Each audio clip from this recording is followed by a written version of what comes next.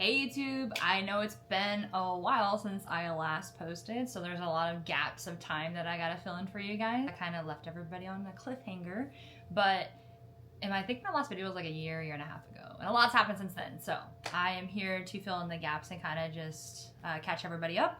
I have like notes on like things I need to include, but yeah, let's get started. So an update from the last video. The last video I recorded was regarding the flight physical, the NAMI. When I recorded that video, I was currently going through a suspension at work. I was suspended for not having childcare and what I did because I didn't have childcare to kind of make up for it. And I ended up getting suspended for a week and then I ended up getting let go. Because of that, I reached out to my OSO regarding my results from my retina specialist, and she got back with me and she let me know that the flight surgeon was not going to waive my eye because they didn't know if my eye sight was gonna get worse over time. They didn't want to take a chance on that because it's very risky, for a pilot. So I was told that I can do any other MOS in the Marine Corps that I want to do except for a pilot. And I was kind of devastated because I never looked into any other MOS because that's the only MOS I've ever wanted. So I was like, oh, okay, well now I really don't know what to do. The last video we went over, or I talked about OCS and how I got a stress fracture on my femur. Ever since then, I told myself that once I healed, I was not going to take running for granted. It's one of those where like when you get a cold and you can't breathe properly and you're like, oh my gosh, like you think of all the times you took like breathing for granted, like out of both nostrils, you're like, oh, damn it. If only I could breathe properly again, That's how I felt with running. I was like, oh, like, you know what? Once I get like all my strength back, I am never taking this for granted again. So once I did get all my strength back, I made it my goal for 2025 to complete all 5 of 5 Marine Corps races that are held annually in Virginia. And yes, this was crazy because I lived in North Carolina. So a lot of the times it would happen right after work. I would work like 4 hours and then I took 4 hours of leave. I'd go straight from work, come home, pack a bag, grab my daughter, and we'd frickin' go to Virginia. And just for me to run the next day, next morning. I did that for several of the races, by the way. But you know what? I accomplished my goal and I did all the 5 races. The hardest one being the marathon. That's the first and only marathon I have run thus far. But that was definitely a challenge. Let's just say that. Because I did not prepare properly either, but that's on me. But we completed it, we finished it, we did the thing, and yeah, we can just, get better from here on out. I'm going back and I'm talking about me losing my job. When I lost my job, I had to pull out of my 401k because I still had bills to pay, right? Like the bills aren't going anywhere. And I'm not gonna ask someone for money. I've never been like that. I don't like owing people money. I'm not putting my problems on somebody else. I'm gonna go and figure it out myself, right? So I pulled out my 401k and I used that money to pay for my bills. And when I lost my job, at the time, me and my ex, we broke up several months prior, but I let him know what happened, and without hesitation, he was like, you and the girls can come live with me until you can get back up on your feet. Like, all right, so like we had a place to live in the meantime. And I think this happened about August timeframe is when I lost my job, August 2024. And for the next like several months, I applied for a bunch of jobs and I just could not find anything. And as someone who has a master's in business management, I shouldn't be struggling to find a job the way that I was. But I just couldn't find anything. And I was like, this is not looking good. Like I can't keep up with this. There's only so much more time before I'm literally gonna have no choice but to go finish what I started.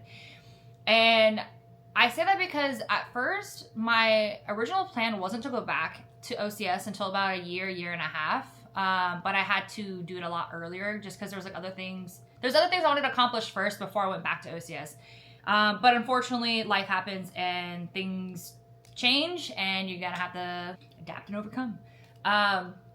So that's what I had to do. And I let my daughter's dad know. I said, hey, look, like if you're not able to switch your shift from first shift to third shift, I'm gonna have no choice but to go finish what I started because I can't get a job unless it's during first shift because, the other kids in school and that's during the day, it's during first shift. So like I can't because I don't have money for childcare because I don't have a job. And then when I do get a job, I'm not going to be able to put all that money towards childcare because I have bills I have to pay. So like, it's just not going to work. He was unable and unwilling to help me. So I started getting ready for the Marine Corps. I started getting ready for OCS, and how I trained for that I literally bought a jogging stroller on Amazon. And what I did was every morning during the week, I dropped off my oldest at her old bus stop. Since we moved in with my ex, she still wanted to go to the same school, and I didn't want to switch her to a new school just for her to go to another school when she goes to her dad when I'm in training. So I kept her at the same school. I would just drive her to her old bus stop every morning and then drive to the bus stop to pick her up and bring her back home. But I would drop her off in the morning, go back to the house, you know, do whatever I gotta do, and then around noon, I would go to, they had a park nearby, and I would take the jogging stroller and my youngest, put her in it, and I would do my 3 miles, and while I'm running, she'd fall asleep, and then when I was done, she'd wake up, and then I'd take her to the park. She played for about an hour, then we'd go pick up the oldest from school, and then, yeah, came home, made dinner. But that's how I trained, just because I didn't have all the resources. And then it wasn't until later on I decided, okay, well, now I also need to build strength, because I know a lot of OCS I would recommend, like if you're going to train for OCS, I would say calisthenics probably. Not so much like weightlifting, but more like your own body weight. But for me, because I like know my leg, because of my previous injury, I was like, okay, well, let me try to get as strong as I can, you know, because I know I'm gonna lose muscle while I'm there, I'm gonna lose weight. Let me just build all this up now. So I ended up getting a membership at a gym. The gym had to have a daycare in it, so obviously it's more expensive. But I used the 401k money to, or a portion of that, so I could pay for the gym. And that's what I did. I also would go to the gym. So I would run like every other day and then do like strength training on the other days. And then I went to OCS, and I went to OCS January 12th, 2025. And I'm going to go over like the differences between winter OCS versus like the summer, what I've noticed from when I went in the summer versus like the winter. I wrote these on my phone. So the first thing that I noticed, the big difference was there are no crazy running everywhere. Like that's not a thing. Like you don't sprint. Like it's a bunch of fast walk. They will literally yell at you and say fast walk, speed walk. Like you're not allowed to sprint. Like that's not a thing anymore. Oh, this is like a good like reminder. You will be out in the freezing cold without warming layers. I remember they had us doing like a squad tactic like prac app outside, and it was snowing, and the only thing we had was our sweat top, blouse, and maybe Gore-Tex. That was it. So we were all like huddled like penguins like this for hours waiting for our turn to go. I mean, like literally we were out there for probably 6 hours, like just waiting for our turn to go. Everyone had to get a rep in at being the fire team leader. So that's a lot of people and a lot of iterations to go through. It took freaking forever. I remember being so mad that day. I was like, they really don't care. That was a big wake up call for me. That was a big old fuck you, you better get used to it, you know? The next one was early chow, late chow. So early chow, late chow in the winter, you literally just like get you get whatever food you need for however many candidates, right? And then you just drop it off at the quarter deck in the rightful like platoons. Like if one platoon has 6 people, you just drop it off there. If the other platoon has 4, you drop it off over there. That's it. But in the summer, we ran to Taylor Hall. We ran to medical to drop all this stuff off. Like, that's not a thing anymore. You just drop it off at the quarter deck, and that's it. It's the candidates that are in medical. We didn't even do that. It was the Lance Corporal. There was a Lance Corporal that would come drop off the food and just grab a random candidate and tell them to, you know, pass it out. And then, yeah, that was it. Like, that was very different than what I was used to. P&Ps. We also got P&Ps before lights out. If you don't know what a P&P is, it's basically just like a little snack. It could be like cereal, milk, some seeds, peanut butter, graham cracker, jelly, a little granola bar, Nutri-Valley bar. It could be just like something random like that. But those definitely helped out, especially for the longer days where you had a lot of like physical events going on. Also, for a big difference between the summer and the winter was also the forge. The forge was not a thing when I went in summer 2023. Like that wasn't a thing. But when I went the second time around, yeah, that was a thing. Also, swim. So the first time I went to OCS, it was on the schedule, I believe week 8 or week 9. There was like a practice swim qual. That also is not a thing anymore either. So that was a pretty big difference. As for like my schedule, I'm not going to read you guys everything because like, you know, I want to leave like the element of surprise. If you're going to go do it, you'll have an idea. Like everybody knows the E course, the O course, the Quigley, the CFT, PFT, you know, all that stuff, right? There's like stuff in between. I'm not going to go into detail just so you guys can get the full experience like I did. But yeah, I had like a little daily planner and I just wrote down like everything that I did while I was there. This is like my little like note to self thing. But I wrote down, I reread it before I made this video so I could share certain things with you guys and other things I won't, just, you know, for the reasons that I've already mentioned. But, so let's see. All right, so this was a big thing. Throughout my experience at OCS, the second time around, I had 2 billets. I was a squad leader and I was platoon sergeant. Index PFT, if you're interested, I did 4 pull-ups, max plank, 24-11 3 mile, which is actually kind of slow, for a total of 246 points. And then my final PFT, I did 5 pull-ups, max plank, 22-22 3 mile run.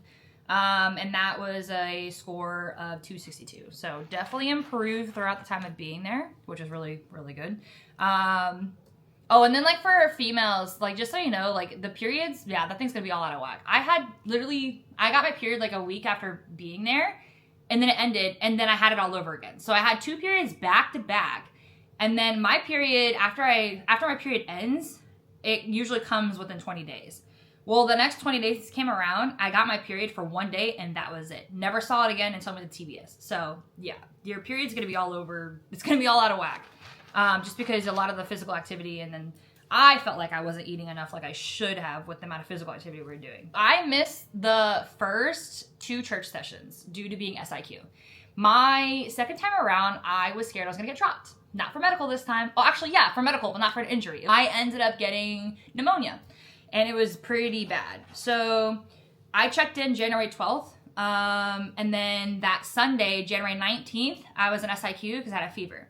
The doc would come in every morning, take your temp, and if you had a fever, you stood out online, and then he'd pull you, you'd go to medical, all that good stuff. I went to Taylor Hall because they isolated me, and then I came back, and then I was good to resume training, you know, good to go. Well, then a week later, Sunday again, January 26th, I was SIQ again for the same thing. I had a fever. Then I went to medical on that Monday, and they decided to order a chest x-ray for me because the doctors heard wheezing. All right, cool. So now I'm waiting. Waiting to get results. So I'm still SIQ. I think I got my results maybe the next day or the day after that, and I had pneumonia, and it was pretty bad. I was on SIQ for the max amount of days that you can have. I think it's like 6 or 7 before you get dropped because you just missed too many training days. And I think it was like day 6. I was like, it was either day 5 or 6. I was like, I cannot miss another day. If I miss another day, I'm going home. And I was like, that's not an option. Like literally, it's not an option. I've got nothing to go home to. I don't have a job. I don't have a place to live. My kids need me. I got bills that I still gotta pay. What the hell am I gonna do? Like, this is not an option. So I was like, dude, I gotta fight to be here. So I went to, what was it? I think it was before my last day of SIQ. I tried to get the doctor to give me the stress test. And he was like, absolutely not. He was like, your O2 levels are too low, and then your heart rate's way too high right now. And he said that you need to take this inhaler, and if it's not where it needs to be, like if the numbers aren't where it needs to be within the next 2 hours, we're gonna send you to the ER because we can't do anything more to help you. So it was actually like pretty bad. But I ended up getting the levels down and where it needed to go. And then I had to take the inhaler, I believe, for like the rest, like in the remainder of the week or 2. A couple times a day, and then that following day I came in, and that was the last day of SIQ. And I told the doctor, I said, hey, look, like this is my last day of SIQ. I cannot afford to go home. I was like, I don't want to go home for something stupid like pneumonia. Like I was arguing with him, and he goes, well, first of all, pneumonia's not stupid. He was like, people could die from it. And then he said, and you happen to have a very severe case of it. And I told him, I said, look, just please give me a chance. Let me, prove that like I'm fine. Let me do the stress test. He said, let me go get another opinion. He got another opinion, and they let me do it. And I'll tell you what, that was the hardest freaking mile like I have ever ran in my life. I could not breathe for the life of me. And I was like, oh, like this what they mean when they say I'm not ready, because this was really hard. Very, very hard, but I had to pretend like everything was okay because I knew what was on the line, which was literally everything. My girls are depending on me, and they didn't even know it, but like, my girls don't know anything when I'm going through it because it's not their responsibility to take care of me. So they had no idea that like, oh, mommy and her boyfriend broke up. Oh, like we don't have a place to live. Oh, mommy also lost her job. My daughter was just like, oh, hell yeah, I see mom all the time now, She loved it. But yeah. So I was like, yeah, that's not an option. Like we're just going to push through it, pretend like everything's okay, and we're just going to continue, trudging through this. So that's exactly what I did. So I got cleared Saturday. I think it was like February 1st after that. The previous day, I think it was that Friday, they did the LRC. I missed that, so I had to make up for that later on. LRC is the Leadership Reaction Course. When I made up for that, I had a group of like random other people that had to make up for it, or like they just like pulled a bunch of candidates that like were free and then had them, you know, you need like a fire team, so they grabbed a couple people. And I briefed my orders, and I remember it being like very like well-spoken, very good. And I got a compliment from candidate Fel, who ended up being my roommate at TBS. Woohoo! Shout out to Fel. But I got a compliment from her. She told me that when I was done with the orders, she was like, Natalie, like that was really good. She was like, I paid attention, and she was like, right after you started speaking from the beginning, she said that she saw another captain literally grabbed the attention of other captains, and he was like, hey, like listen to this, like this is how it should be done. And I was like, damn, like okay, like thank you, like got my LRC grade. Awesome. I think it was like a 90. Did really good. So I did that. Then we got LRC 2. That was maybe like 2 weeks or like a week later. LRC 2, I did even better. I got the one, I won't say his name, but I got the one gunnery sergeant that like nobody wanted. And I remember like literally like my whole fire team was like, yeah, I'm not going next. And I was like, all right, screw it, I'll just go. So I went, and good choice. Ended up being a pretty like good scenario. But the only feedback he gave me was, he goes, what'd you miss? And I was like, this candidate doesn't know. And then he just said that I missed that you can't touch like this red line, or that you could use these 2 pipes or whatever it was. And then he was like, go away. And I was like, I got it, Sergeant. Went away. Gave me a 98. And literally that was in my feedback. He said she just missed one like detail in her brief. I was like, oh, so I did so good. I got a 98. I was like, fuck yeah. Like I'm crushing it this time around. Because that first time at OCS, ooh, I struggled. First time around, I feel like I was not in the right headspace. I was so focused on like what I had waiting for me back at home that I let it get in the way of what was in front of me and what I needed to accomplish for that day. And I know that definitely ate a lot at like my focus and my attention and where I should be. For lack of better words, I was kind of being like a bitch, or I was kind of a pussy. Like I don't know, I just was not, I just didn't, I don't know, I questioned everything that first time around. I was like, why did I do this? Like, what did I get myself into? Like, oh my gosh, like I miss my kids so much. Like, I don't know, you know, whatever. I was like, I don't know if I can do this, but like, I'm never one to quit. Like, I literally fractured my femur, and that's why I got dropped. Because I would never request to quit. Like, you got me messed up. That's not me. I'm too dumb to quit. But the second time around, I noticed I was a different mindset. I actually tried not to think about what I had back at home, because I knew that there was a lot on the line, and my girls were counting on me, even though they don't know it, but this was it. Like, this was it for us. And I had all that stress and all that pressure on me, but I knew that like, okay, I can't lose sight of why I am here. So I tried not to think about them, because if I did, I got like teary-eyed. Let's see. All right, First Liberty. Oh yeah, First Liberty. So you get Liberty after you've been there for a month. Everyone got assigned an essay because a candidate walked by one of our sergeant instructors and did not give him a proper greeting of the day. So we all got assigned an essay on custom and courtesies. So I spent my Liberty doing that, amongst like other things, like buying things from the store that I needed, like Liquid IV and whatever else. But that was for First Liberty, and that was the only essay I ever got at OCS. So that was nice. Monday, February 17th. Ooh, I remember this. I'll have a photo. I'll have to like add it so you can see it. It's kind of like healed a little bit in the photo, but Monday, February 17th, I messed up my hands from the O course. We did 2 iterations of it. First go through, I got to the ropes, and every day you're at OCS, if you go to the chow hall, you're doing pull-ups when you're done. So like you're doing pull-ups maybe 3 times a day, right? Minimum. And I knew my arms were shot. So I get to the top of the rope and my arms gave out. I was like, either I'm sliding down or I'm jumping. And I was like, okay, well, sliding has probably less injuries. So I was like, all right, I'm just gonna slide down. I slid down and I gave myself a really, really bad rope burn. So I got it like this hand and this finger and this finger. And it was in front of the colonel. The colonel comes over and he's like, are you okay? I'm like, yes, sir. And then like I just pretended like I was fine. And he was like, go see medical. I was like, I serve. So I go over there. And he was like, yeah, I'm gonna let you know right now, your hands are not gonna heal while you're here. He said simply because of everything that you do, all the physical events, drill, all this stuff, he's like, it's just not gonna heal while you're here. And it's probably gonna keep busting open because of all the stuff, because you use your hands for everything. I was like, oh, that's great news. So I was like, all right, let's go. So I went through the O course again, and that second time with a rope messed up hand, yeah, that was rough. And then I believe, let's see, that following week, a week after that, on Monday, February 24th, we had a timed O course. I didn't even finish. I couldn't even get through the combo. Like, I don't know what it was. I just could not get my feet to go up for the life of me. I was like, what is going on? And then I kept slipping because my hand, I was like, dude, like, this is not good. Like, this is a graduation requirement. I have to be able to do this. Like, I need to figure something out with my hand because there's just no way. So I figured I bought like this clear, like, I don't know what it's called, but it looks like finger polish. It's clear. You paint it on and it like coats like the area that's open or exposed. I used that. That was not smart. Don't do that. Not good to go because it just busts open when it's too much like movement. And obviously you're going to move your hands a lot. That was not good to go.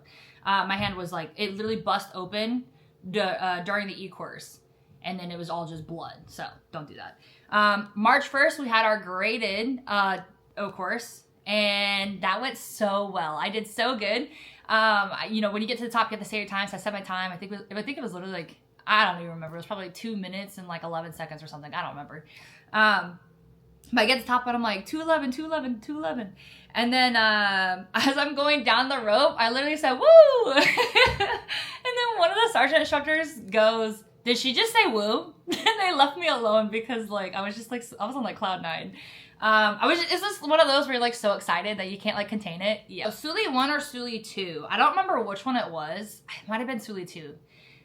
It went so bad. I remember looking at the planner, I literally wrote, it's a bad day, not a bad life. Because the Suli 2 was just a freaking utter mess. Like, everything that could go wrong went wrong. So first I like briefed, I did the brief for the orders, and then when we were executing it, it was one of those where like, you don't know this, right, until you go out there. But the terrain was bad. Like there was a hill, and then like here. So half my fire team was on this hill. The other half was down here. So there was no communication. Oh, the dispersion was great. Don't get me wrong. But you couldn't communicate. You didn't know what the hell's going on because you couldn't even see anybody. Like that's not good to go.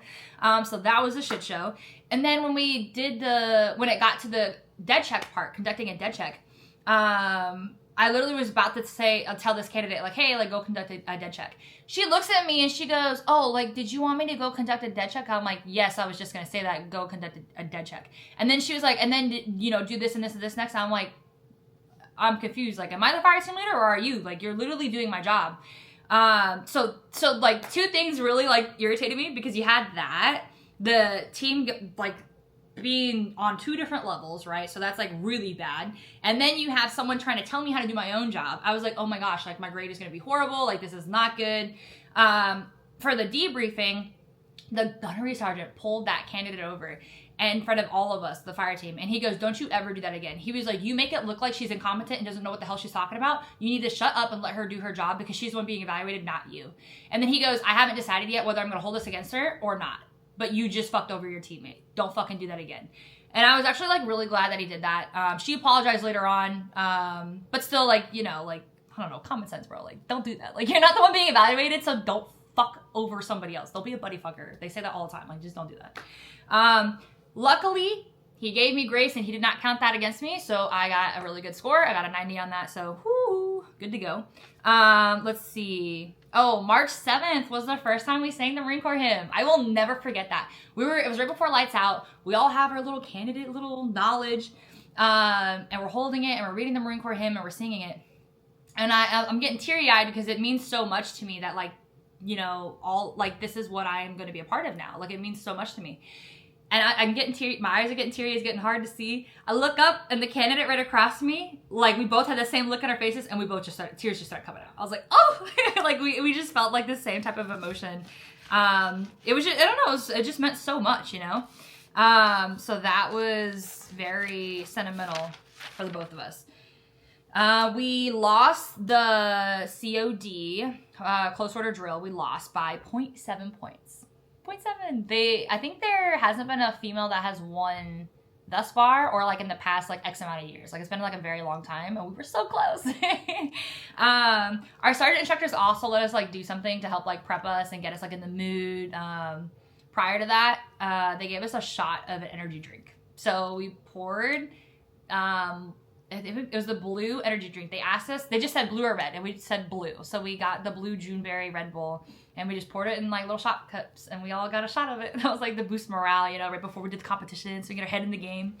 And then also like our instructors would they would play music for us while we had to do pure evals. Pure evals take hours and you're already lacking sleep. You just want to fall asleep. It's so hard to stay awake. So that was so like, oh, thank gosh. Like it helped so much. The difference between this time around and the last time was the instructors. The instructors played a huge critical part. I believe that the ones that I had this time were very good instructors. You could tell that they all cared about their jobs. They were very passionate. They wanted you to be there. They wanted to help you. I didn't get that same sense of like care from the first round. And then also, if you look at the numbers, we had, I think it was 36 females graduate my second time at OCS. First time, it was 20. Yeah, that kind of just tells you right there. I know naturally, like us females, we're known to get injuries. Like that's always been like a thing. But I will also say that like maybe if the instructors were a little different, there would have been a little less drops. But that's neither here nor there. I'm just very fortunate that I got the instructors that I did this time around. I will definitely say that. Now, also like this time around, let's see some things. Oh, okay. So there was a Staff Sergeant Honer, who was at OCS the first time I was there. And he recognized me the second time I was there. It was my first time in the chow hall. He pulls me over and he goes, "Why do I know you?" And I go, "This candidate was here before Gunnery Sergeant," because now he's a Gunnery Sergeant. And he goes, "What class were you?" I was like, "Summer 2023, Gunnery Sergeant." And he goes, "Go away." I was like, "Aye, Gunnery Sergeant." "Good morning, Gunnery Sergeant." I walked away. So he recognized me right off the bat. I was like, "Ah, man," because you don't want to be a target, right? Like the whole thing is to like not be the one that's always put on blast. I was like, like, God damn it, I got somebody that already recognizes me, right off the bat. So like, okay. He ended up being like really, really cool. But we had a lot of interactions throughout OCS. There would be times when he would come to, like on deck. I think he was Delta 3 or Delta 4. And I was Delta 1, and he'd come to our deck. And he would literally just yell, "Carter!" I'm like, "I got you, Sergeant." And he goes, "Scream." And then like, I would just have to like yell, "I got you, Sergeant," like really loud. And then my platoon sergeant, she came out of duty hut and she used to always say, "Shut up, Carter." I'm like, "I Staff Sergeant." But yeah, let's just say I didn't have a problem screaming this time around versus the first time. First time it took a minute for me to open up, but yeah, when they get you going, they get you. You can't stop it. And then also there was 2 really good interactions with him, but I will save that towards the end because it has to do with the forge. So this time around, I also made sure I had short hair. At first I went in with a bun. I did the bun, maybe kept it for 2 weeks, and I was like, yeah, I'm not doing this. Like, we're already not getting sleep. I'm not gonna spend time trying to rush to get a sink to do my hair, because you have all these other females trying to do their hair. There's like 50 of us, and there's maybe like 5-6 sinks, and we're like all rushing to do our hair in the morning. No. And you're not, and there's like a certain amount of people that are allowed in the head at a certain time as well. Or there's a number of females allowed in the head at once, right? And I think it was maybe like 6 at a time or something. Like, yeah, okay, that's like impossible for everybody to get their hair done. So I was like, yeah, I'm just gonna avoid all this. So I had my friend DeStefano cut my hair when lights was out in the head. And also, fun fact, DeStefano and I went to OCS together the first time around too. So first time around, she made it to like week 9, and she got dropped because for medical reasons, she had like several fractures in her hip, which is like, so I can't imagine like getting that close and like, oh. But yeah, it was so cool to see her again. Like our first day, I was like, "Oh my God, DeStefano, like you're here." And then, like we talked a little bit, caught up, you know. But yeah, that was cool. She cut my hair. And then Gunnery Sergeant Honer, he pulled me over in the chow hall. He goes, "Carter." I was like, "Hi, Gunnery Sergeant." He goes, "Come here." I come over there. And he goes, "We listened, huh?" I was like, "Yes, Gunnery Sergeant." And then he goes, "I told you your hair was out of regs, and you went and you fixed it." I was like, "Yes, Gunnery Sergeant." And he goes, "Very well." I'm like, "Aye, Gunnery Sergeant."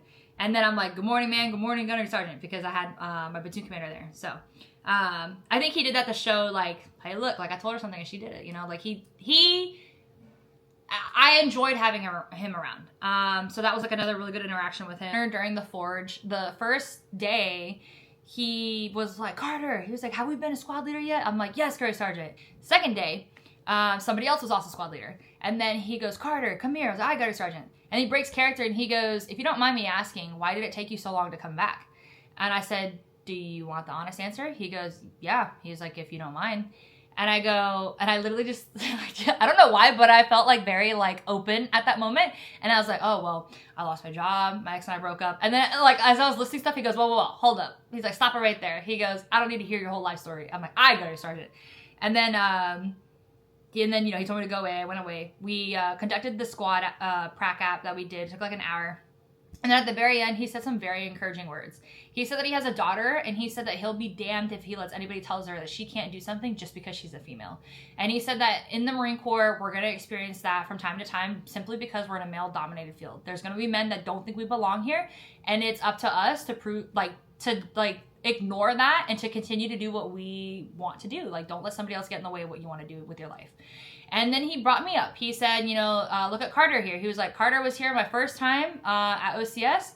That was my first class. It was when she was here. And then he was like, and then she got, you know, got sent home for some medical reasons. And then she had some family issues come up. And then now she's back. And then he was literally talking about how I was the exact words he said was, I was an anomaly. Because he was saying that, like, you know, it's pretty rare for someone to get dropped from OCS for that kind of injury and then to decide, no, like, I'm still doing this, and then to come back and overcome everything. Really cool that he made that be known with everybody and kind of let them know. And then I'm also going to go over what Staff Sergeant Nara said. She was the one that gave me my EGA, my Eagle Globe and Anchor. It was at the end of the forge, the very end, you pack up and then you do a 6-mile hike, if I remember correctly. And at the very end, you get your EGA. And she had my EGA and she gives it to me and she goes, Carter, you rode the struggle bus since the moment you first got here from, you know, being sick. And she goes, honestly, I didn't know if you were going to make it. And she goes, but you pushed through and you proved not only to me, but to everybody else that you deserve to be here. And she said that I had resiliency before I even came to OCS. And then some tears came out and she goes, your daughters are proud of you. And I was like, and then I started crying because I'm like, oh, like, it's a very sentimental moment. And then she goes, and, you know, and I'm proud of you. And yeah, it was a very good moment.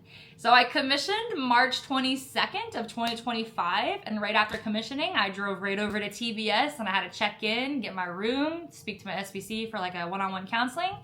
That was on a Saturday. And then I met up with my family at Target and then changed inside of the car out of my camis. And then went into Target, grabbed a couple of things like water, snacks, whatever, and then hit the road, drove to North Carolina because that's where all my stuff is. I unloaded my vehicle and then loaded up with things I knew I was going to need for TBS, like my laptop, certain like, oh, well, and then like other like basic clothes because like, you know, you're free on the weekend and you kind of get released for the day. So I was like, okay, like after you're done working. So I was like, all right, like let me bring a little extra stuff. Yeah, and then I was at home. I, you know, graduated on Saturday, there for like a day, and then Sunday I drove back and I got to TBS at midnight, and then the parking in the solar lot was so bad. Yeah, that was my experience of going to OCS the second time around. I guess second time's a charm for me.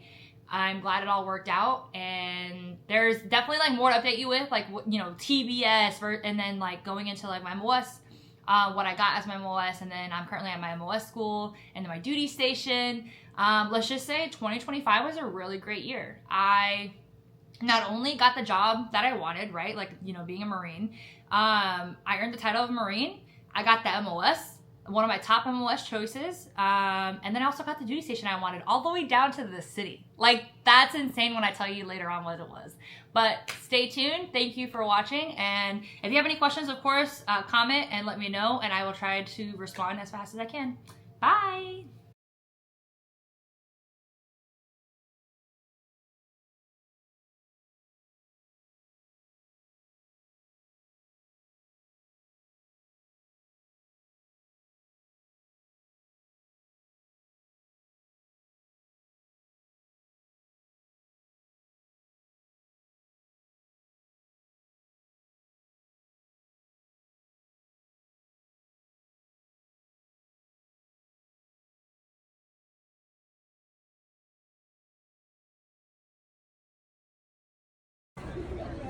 I don't know if you know this, but in the Marine Corps, there's a tradition where we have a silver coin for our first salute as to show respect for the enlisted. So this is for you. Love you.